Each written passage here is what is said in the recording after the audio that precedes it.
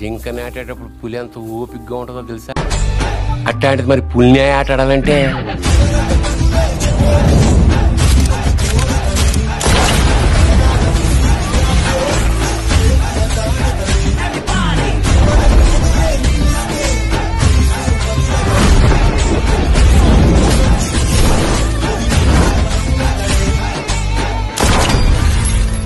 అతడు 2005లో వచ్చిన ఒక సైలెంట్ బ్లాక్ బస్టర్.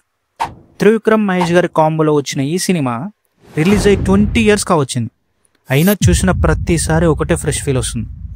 సో ఈరోజు మన టాపిక్ ఏంటంటే త్రివిక్రమ్ మహేష్ బాబు కాంబో ఎలా తెలుగు స్క్రీన్ రైటింగ్ని ఫరెవర్గా మార్చేసింది, అతడులో స్టోరీ రైటింగ్లో ఉన్న డెప్త్, క్యారెక్టర్స్లో ఉన్న లేయర్స్, డైలాగ్స్లో ఉన్న ఇంటెలిజెన్స్ అన్నీ ఈ వీడియోలో డిస్కస్ చేద్దాం. వీడియో స్టార్ట్ చేసే ముందు ఛానల్కి ఎవరైనా కొత్తగా వచ్చి ఉంటే ప్లీజ్ డూ సబ్స్క్రైబ్ అండ్ మీ ఫ్రెండ్స్కి ఫ్యామిలీస్కి కూడా షేర్ చేయండి. చలో let's dive into the video. Telugu cinema before Athadu 2000s టైంలో మనం చాలా సినిమాలు ఒకే ఫార్ములాలో వెళ్ళడం చూసాం. Fights, songs, comedy, climax, dialogues అంటే పంచ్ డైలాగ్సే ఉండాలి. అతడు కూడా ఇదే ఫార్ములాలో వెళ్తుంది, బట్ మాట్లాడే ప్రతి డైలాగ్ వెనుక హీరో క్యారెక్టరైజేషన్ చూపిస్తుంది. అప్పటి వరకు సినిమాలో హీరోస్ అంటే మంచోళ్ళు, జనాలకి మంచి పనులే చేస్తారు అంటూ ఇలా ఒక ఇంట్రో సాంగ్స్ పెట్టి ఎలివేట్ చేస్తుండే. బట్ ఈ సినిమాలో మాత్రం హీరో క్యారెక్టరే ఒక కిల్లర్ లాంటి రోల్. అలాంటి రోల్ని అతడు అనే యూనిట్ టైటిల్తో ఇంట్రో సాంగ్తో ఎలివేట్ చేస్తారు చూడండి. అక్కడే త్రివిక్రమ్ గారు సగం సక్సెస్ అయిపోయారు. ఆ లిరిక్స్, మ్యూజిక్స్ వింటుంటే ఇప్పటికీ గూస్ బంప్స్ వస్తాయి. Next, Trivikram writing brilliance, not just punches. Trivikram అంటే పంచ్ డైలాగ్స్ అంటారు, కానీ అతడులో డైలాగ్స్లో ఫిలాసఫీ, ఎమోషన్, కాన్ఫ్లిక్ట్ అన్నీ ఉంటాయి. లైక్ ఎగ్జాంపుల్గా ప్రీ క్లైమాక్స్ అప్పుడు హీరో పార్దు కాదని ఇంట్లో తెలిసాక మహేష్ ఇలా మాట్లాడతారు చూడండి. అబద్ధం ఆడాను, అబద్ధం మాత్రమే ఆడాను, మోసం చేయలేదు. రెంటికి పెద్ద తేడా ఏంటో.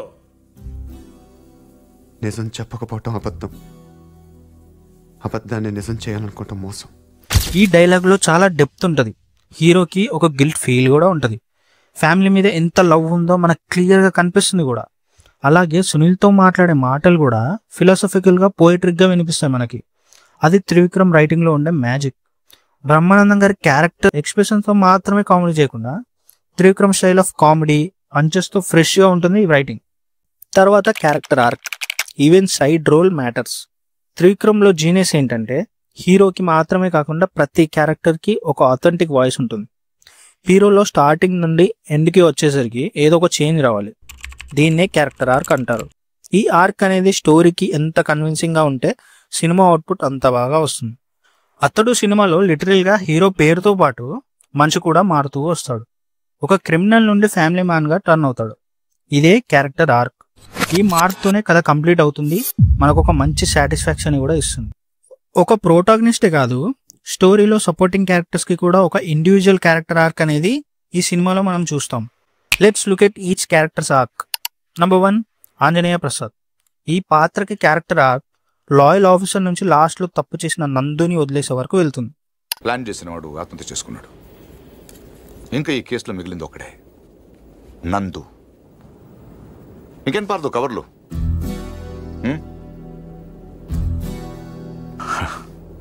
గో, తాతయ్య గారికి సారీ చెప్పానని చెప్పు. Number 2, Bachireddy. Corrupt cunning politician నుండి తనని తానే చంపుకునే ఒక లూజర్లా మారుతాడు. నంబర్ 3, సత్యనారాయణ మూర్తి.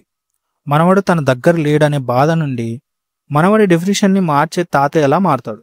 అందుకే నువ్వే పార్థువి, నువ్వే నా పార్థువి.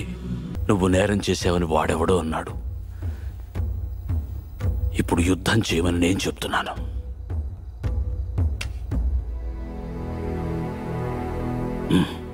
మీరు గనక స్క్రీన్ ప్లేని క్లోజ్గా గమనిస్తే స్టోరీ జర్నీలో పార్థు ఫ్రెండ్ రమణ, పార్ట్నర్ మళ్ళీ, తన లవర్ పూరి, ఇలా ప్రతి క్యారెక్టర్కి ఒక ఆర్క్ ఉంటుంది, ఇంపార్టెన్స్ ఉంటుంది.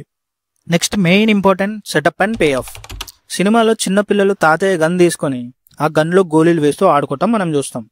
అదే టైంలో పార్థు వాళ్ళ నాన్న ఆ గన్ రివర్స్ పేలడంతో చనిపోతాడని హీరోకి చెప్పడం కూడా మనం చూస్తాం.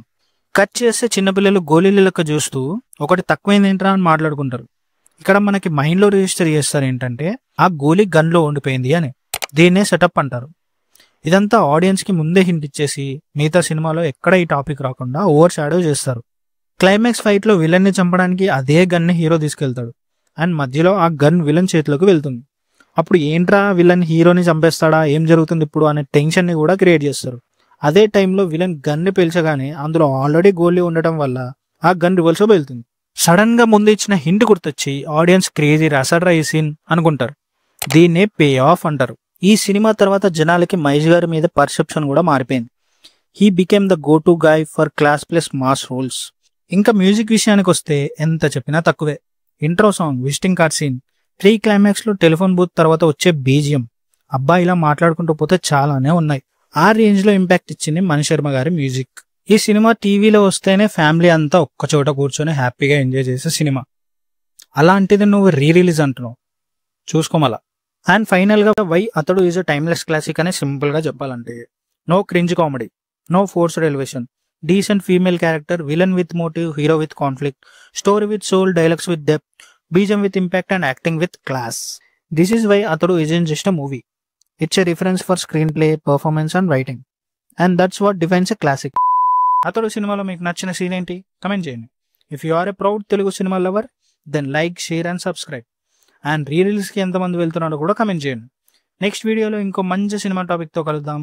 అంటిల్ దెన్ మీ సినిమా పిచ్చోడు signing off behind the cinema.